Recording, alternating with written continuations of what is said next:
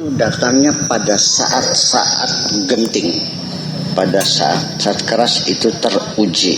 Bihaitsu yakun ibrahimiyan, supaya kita bisa membuktikan bahwa ibrahimisme kita ini betul-betul bisa kita aplikasikan. Artinya Ibrahim itu karena begini, kenapa kita kepada Ibrahim bukan kepada yang lainnya? Karena ketahuilah bahwa Ibrahim ini adalah salah seorang nabi. Dialah yang pertama kali mampu merekonstruksikan ketuhanan secara sempurna. Artinya kepasrahan total, berserah diri yang tidak kepalang tanggung, dan kesetiaan yang tak terhingga. Bahwa Tuhan secara konsepsional baru sempurna di tangan Nabi Ibrahim. Nabi yang lain masih sedikit ya. Nabi Sulaiman ya, juga ketika mencari burung hudhud nggak ada, marah dia. Sialan kamu, kurang ajar, pergi nggak permisi lagi, pulang pasti saya sembelih ini. Masih marah juga. Tapi Nabi Ibrahim sudah tidak punya rasa marah sedikit pun. Jadi kenapa? Saya tidak usah perlu marah. Atau cerita yang biasa kita dengar, cerita legendaris Nabi Ibrahim dibakar. Ketika api sudah menjilat, malaikat datang. Ketika api sudah menjilat, tubuh Ibrahim sudah hampir akan terbakar. Malaikat Jibril datang menawarkan, perlukah Anda bantuan saya? Alaka minni hajatun, perlu saya bantu?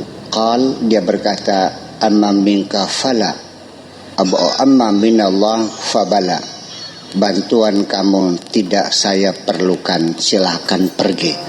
Kalau bantuan Allah itu yang saya harapkan. Bayangkan pada saat-saat detik-detik yang sangat menentukan, dia tetap kekeh bahwa saya hanya minta bantuan dari Allah. Ini adalah konsep ketuhanan yang total. Itu di tangan Nabi Ibrahim. Jadi supaya kita dididik menjadi Ibrahimi, ya kita semakin banyak kita menghadapi latihan, semakin kokoh kita. Semakin banyak kita menghadapi ujian, semakin tegar kita menghadapi masa depan. Tentara juga banyak, yang sebanyak latihan hebat ya. Iya ya, kalau nggak boleh latih, memblem Pak. Apalagi kalau tentaranya bisnis, udah ngitung duit dulu, patriotisme hilang Pak, udah mulai takut mati nih. Makanya kalau ke tentara jangan kaya-kaya Pak, nanti takut mati. Yang sedang-sedang saja Pak, ya. Gitu lain, harus lain. Itulah kira-kira seperti itu. Faida Roma fi naril jalal wa ta'arrada lahul kaunu yaqulu lahu alaka hajatun. Itu saya ceritanya ketika dia sudah dilemparkan di api ya, keagungan Allah dan alam semua menawarkan, perlu Anda saya bantu? Yaqulu lahul arifu ay amma ilaika fala wa amma ilallah fabala. Bantuan kamu tidak, bantuan Allah yang memang saya harapkan. Fahina idzin yaqulullahu linaril jalal ya naru kuni bardaw wa salaman ala Ibrahim. Wahai api, dinginlah kau dan selamatkan Ibrahim. Jadi artinya ala waliyin, kepada seorang waliullah siapa saja. Fayang qalibu harruha bardan wa salaman. Berubah api panas itu menjadi dingin dan menyelamatkan. Jadi artinya panas bisa membunuh, dingin pun bisa membunuh. Dinginnya dingin yang menyelamatkan, bukan dingin sekali. Malah banyak orang yang mati kedinginan.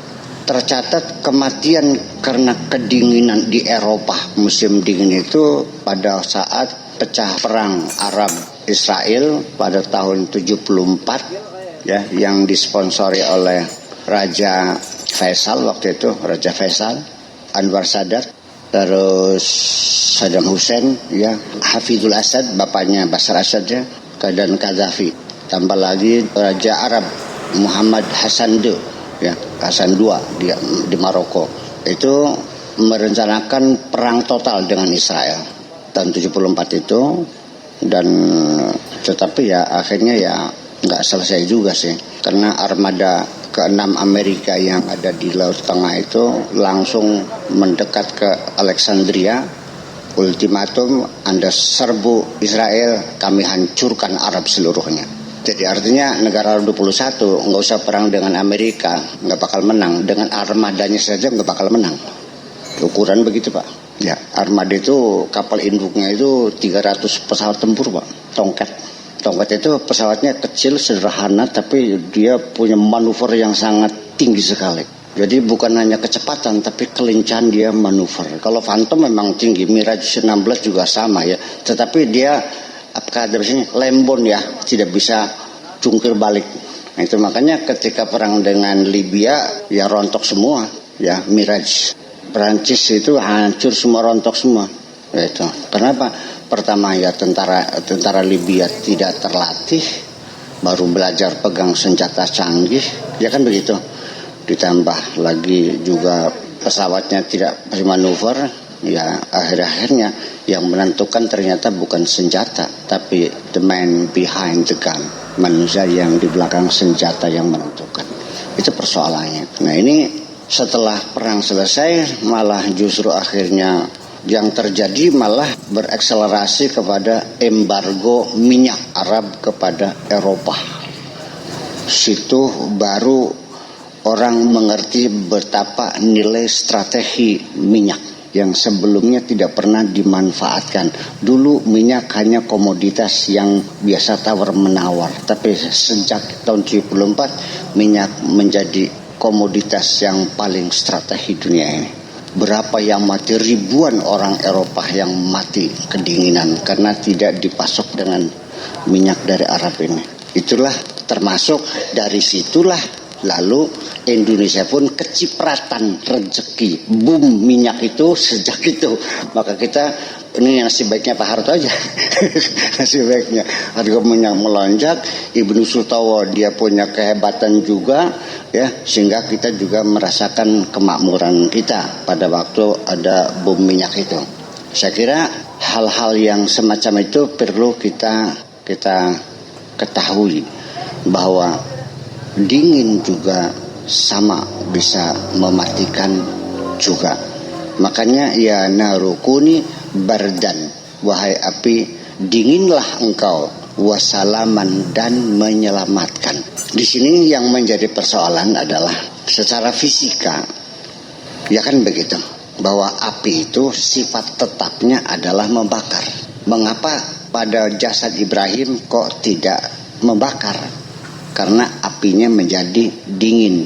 Mungkinkah api menjadi dingin? Itu tidak menjadi hal yang sulit. Karena hukum alam ini Allah yang membuat. Dan Allah berkuasa mencabut hukum alam yang diberlakukan selama itu, dicabut sementara untuk menyelamatkan Nabi Ibrahim. Ya, karena dia yang membuat aturan, dia juga yang berhak untuk merubah. Nah itu persoalannya. Jadi tidak aneh bahwa memang semua hukum alam yang terjadi ini juga api menjadi dingin ini merupakan salah satu kemujizatan yang Allah berikan kepada hambanya yang salah itu, kepada seorang nabi, seorang rasulnya. Dan pertolongan ini tidak hanya kepada nabi, kepada siapapun yang membela kebenaran. Dan saya tidak hanya dalam agama saja, kemanusiaan secara umum. Barang siapa yang membela kemanusiaan, Allah akan mendukungnya. Kenapa Amerika diberi rezeki yang sangat banyak berlimpah ruah? Karena dia pionir membela kemanusiaan. Hak asasi manusia dipikul bebannya 50% oleh Amerika sendiri Pak. Tapi kita tidak usah menyalahkan dualisme di Israel ya. Itu tetap manusia punya kelemahan-kelemahan juga. Nah, itu. Maka Anda juga ketika Anda siap membela umat, percayalah akan didukung oleh Allah. Sampai kepada kesaktian pun bisa muncul secara tidak kamu sengaja. Hanya bedanya kalau dukun mah sengaja puasa-puasa pengen sakti, kalau nabi mah tidak minta sakti itu. Hanya pada saat mendesak gitu Allah turunkan kemujizatan untuk membuktikan kebenarannya. Jadi Nabi Musa bisa membelah lautan, ya. Nabi apalagi? Nabi Ibrahim, Nabi Sulaiman bisa menaklukkan alam jin. Nabi Muhammad bisa membelah bulan. Nabi Isa bisa menghidupkan orang mati, ya, bisa menyembuhkan orang kena penyakit lepra dan sebagainya. Itu adalah kemukjizatan. Tetapi perlu diketahui bahwa kesaktian itu tidak mesti kesaktian Rasul lebih hebat dari seorang wali. Bisa saja kesaktian wali lebih hebat daripada Rasul. Sebab kesaktian itu adalah merupakan senjata. Malah justru nantinya, kesaktian yang hebat itu untuk orang-orang tertentu yang saya tahu idealah yang paling hebat, tapi ternyata dia tidak kelihatan kesaktiannya. Artinya tentara yang senjatanya gede-gede, yang bawa tank baja, itu pangkatnya paling kopral. Kalau jenderal mah nggak usah bawa pistol, juga nggak bawa kok, hanya bawa tongkat aja kok Pak. Jadi yang penting adalah bukan senjatanya tapi otoritasnya, bahwa manusia akan diberi oleh Allah otoritas yang luar biasa. Jadi artinya bahwa nanti ini ada dua hal berbeda. Kalau ada orang dibakar nggak hangus, terjadi sekarang masih banyak, ya api dinyalakan tangan itu nggak terbakar, masih bisa dibuktikan, ya, bola api dan sebagainya, ya. Tapi di sini ada dua beda. Kalau Nabi Ibrahim mah apinya dibikin dingin, kalau ini mah dikekepin jin. Jadi yang sakti siapa? Jin. Jadi saya mah nggak kagum dengan kesaktian tuh, ya. Karena tahu itu juga kok. Kita bisa berjalan di atas air nggak tenggelam, ya karena dipapah oleh jin. Begitu dilepasin dia jatuh dia. Itu persoalannya. Jadi saya kira hal yang semacam itu yang perlu kita ketahui. Jadi dalam hal kita belajar benar, ya saya kira jangan dikait-kaitkan dengan kesaktian. Untuk mencari orang benar, ciri-cirinya tolong jangan dihubungkan dengan kesaktian. Karena banyak orang yang sakti juga nggak benar kok. Kalau tukang sihir sakti nggak Pak Sana? Bener nggak? Enggak. Iya, jadi ya bener dengan nilai objektif kebenaran itu sejauh mana dia mampu mengamalkan, mengaplikasikan apa yang dia yakini. Saya kira seperti itu yang perlu kita yakini. Qala sin Ibrahim al-Khalil, ma ra'aitu na'iman qattu mithla tilkal ayyam. Saya tidak pernah merasakan satu kenikmatan yang luar biasa lebih dari malam itu. Ya apa? Allati kuntu fiha finnar, yaitu pada saat aku di atas pemanggangan, saya merasakan kenikmatan yang luar biasa dan saya tidak pernah merasakan ada yang lebih hebat dari itu. Kapan? Ketika aku di atas pemanggangan. Jadi artinya bahwa sebetulnya kita ternyata bahwa ujungnya penderitaan apapun yang kita alami dalam hidup ini, ketika sudah lewat adalah menjadi kenangan indah. Perkelahian saya dengan teman saya dulu, setelah ketemu sekarang udah tua, kita berceritanya enak banget. Ingat gak gue jotos dulu? Iya, berdarah kupingnya kan? Iya ketawa. Kamu gigit telinga saya kan? Iya. Menjadi kita tertawa bersama-sama. Bahwa artinya bahwa sesungguhnya mengapa Anda menderita? Toh kalau sudah lewat sama dengan mimpi kok. Jadi artinya orang hidup ini nggak usah kita menghindari hal-hal yang mungkin tidak kita sukai. Pokoknya hadapi apa adanya. Jangan ada rasa takut dalam menghadapi kehidupan ini. Persoalan kesulitan pasti ada. Tidak mungkin Anda tidak menghadapi kesulitan.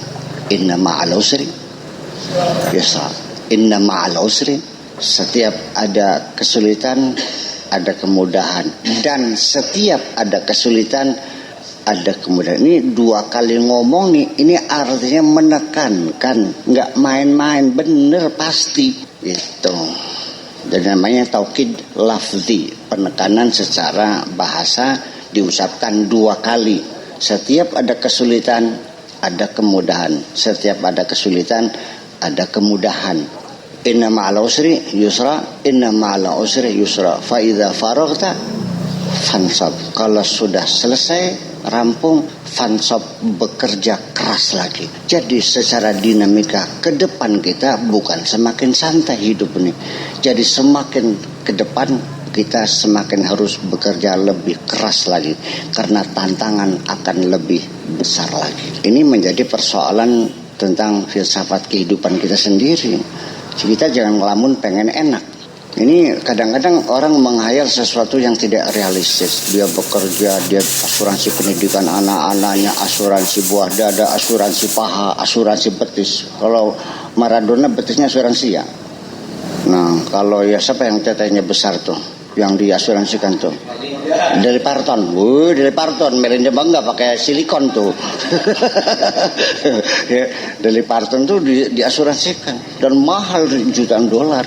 Toh pada akhirnya tidak bisa dihindari, kita pasti akan menghadapi kesulitan itu. Jadi minimal dalam hidup itu, yang hebat sih siapa? Sebetulnya bukan orang yang tidak menghadapi kesulitan, orang yang bisa memprediksi ketika kita akan menuju satu tujuan. Di mana hebat kita adalah kalau kita mampu memprediksi bahwa kemungkinan kesulitan apa yang bakal terjadi di tengah perjalanan, lalu mengantisipasinya bagaimana, ya kan gitu. Itu pun tidak terhindar kesulitan, tetapi dia sudah mempersiapkan langkah antisipasinya sehingga yang terjadi how to minimize, hanya memperkecil saja pengaruhnya. Tapi kita harus menghadapi juga sampai kepada pemahaman hakikat. Kalau seandainya Allah sudah menghendaki saya harus tabrakan, saya hanya mengatakan sami'na wa ata'na. Saya tidak bisa enggak jadi mau tabrakan, enggak bisa. Anda berkhianat. Saya pun harus berangkat. Paling-paling saya hanya menawar, ya Allah, saya minta jangan sampai tangan saya putus. Ya kira-kira jirijinya sajalah. Tapi itu syuting itu ya, itu harus terjadi terbalik-baliknya mobil itu. Berapa kali saya terbalik-balik itu? Adegannya harus ada. Saya kira hanya di situ persoalan. Jadi kalau kita tidak siap menghadapi kesulitan, ya berarti Anda tidak siap untuk hidup. Kalau tidak siap hidup, ya silakan pulang. Ngapain nongkrong di sini aja? Iya, itu. Jadi ini kehidupan. Malah justru sesungguhnya bahwa sampai orang-orang yang telah menyatakan beriman pun itu oleh Allah dikonfirmasikan. Jangan kau kira ketika engkau sudah menyatakan beriman lalu engkau akan dibiarkan. Pasti akan kuuji juga. Afahasiban nasu an yutraku an yaqulu amanna wa hum la yuftanun. Apa orang mengira setelah menyatakan kami beriman terus dibiarkan tanpa diuji? Pasti akan diuji. Jadi artinya bahwa ujian itu apa sih? Saya kira kita jangan melihat ujiannya, kita melihat untuk apa diuji. Saya kira Pak Kapolres juga kalau ingin naik pangkat ya harus siap diuji. Kalau nggak siap nggak usah naik pangkat, Pak. Jadi dibalik ujian itu sama adalah untuk naik pangkat. Orang beriman juga diuji supaya diketahui apakah ini Mas Murni apa Mas Dalban. Di balik ujian itu ada satu kesimpulan, Anda lulus atau tidak. Kalau Anda ingin lulus ya hadapilah ujian itu dengan sebaik-baiknya. Kalau tidak ingin lulus ya silakan, apalagi tidak mau menghadapi ujian. Orang yang tidak mau menghadapi ujian adalah orang yang tidak mau lulus.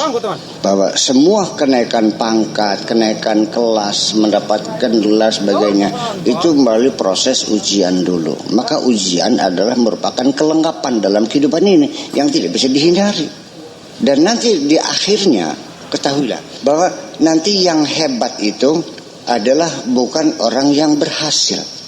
The success is not a target, but it is a process. Kesuksesan bukan target, melainkan hanya suatu proses. Jadi apa? Ya nggak ada targetnya. Ya kita bekerja.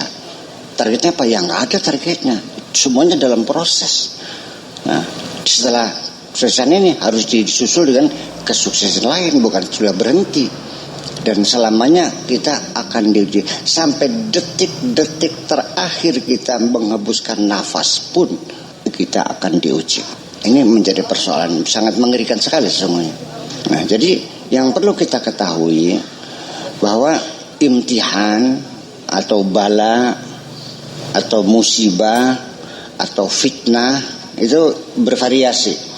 Afahasban nasu an yutraku an yaqulu amanna wa hum la yuftanun, itu dari fitnah. Wala nabluwannakum bisyai'in minal khawfi, itu juga bala fitnah. Wa idza asabatkum musibatun qalu inna lillahi wa inna ilaihi raji'un, itu musibah, fitnah, bala, musibah. Itu banyak istilah-istilah. Itu untuk apa? Untuk diketahui kualitas kita. Kita ingin mengetahui kualitas orang juga diujikan. Jadi tidak mungkin hidup ini tanpa ujian. Jadi begini, ujian itu adalah dinamika kehidupan. Nah, logika kita kemana? Hadapi saja, jawab saja.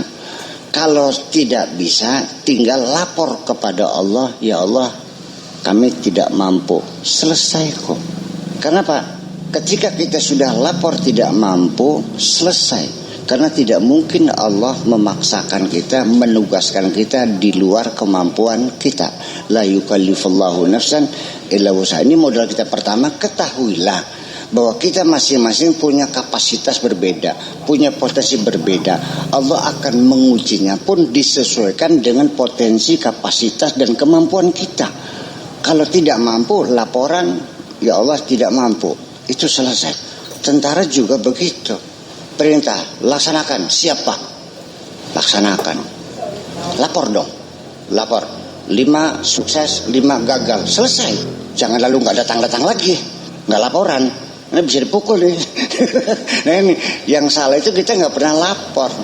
Karena walau bagaimanapun la yukallifullahu nafsan illa wus'aha. Jadi kita harus punya keyakinan bahwa semua persoalan bisa kita selesaikan di penghujungnya. Kalau tidak, lapor. Nah jadi makanya nanti siapa yang lebih hebat di antara kita? Apakah Pak Haji Sulaiman? Apakah Pak Kapolres? Allah punya tolok ukur yang mungkin kita harus tahu. Bahwa Allah tidak melihat dari kesuksesan kita. Sebabnya apa? Allah memberikan fasilitas yang berbeda. Kerjanya Pak Sana dan kerjanya Pak Kapolres harus berbeda. Karena fasilitasnya berbeda. Pak Sana punya rumah dinas nggak? Nggak ada. Belum ada. Mobil dinas nggak ada. Pak Kapolres dengan segala fasilitasnya. Ini satu kaidah yang kita yakini. Semakin kita mendapat fasilitas di dunia ini, berarti di belakang itu tugas kita pun semakin banyak. Mungkin kalian kerja 8 jam, Pak Dandim 24 jam. Dan tidak ada alasan ketika mengatakan, lah Pak saya tidak tahu, nggak bisa, harus tahu. Ya, Pak Kapolres, tahu nggak di sana ada tawuran? Aduh saya nggak tahu. Ya salah, nggak bisa bilang harus tahu.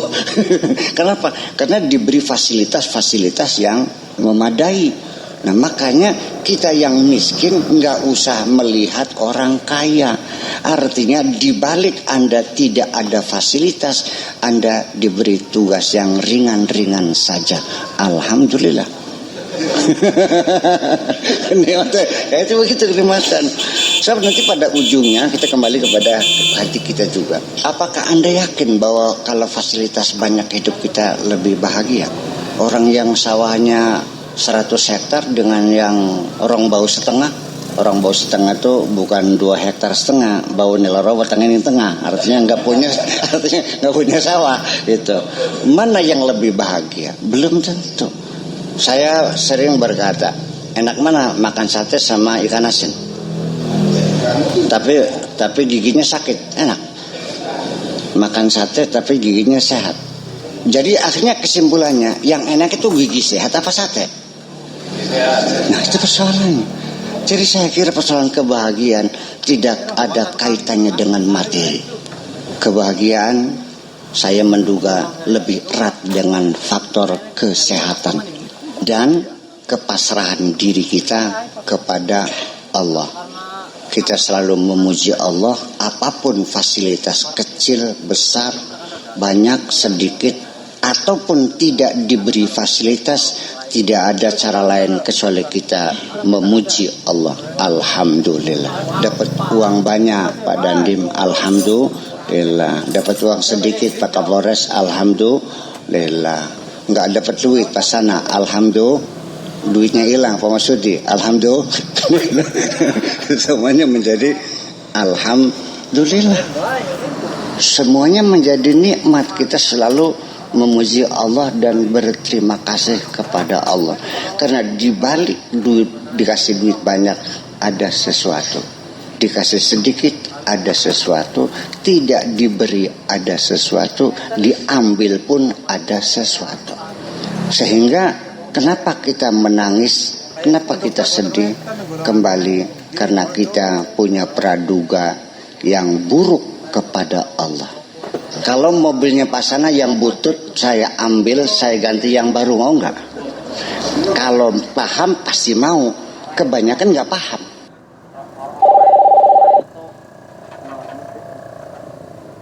Ya. Halo. Oh.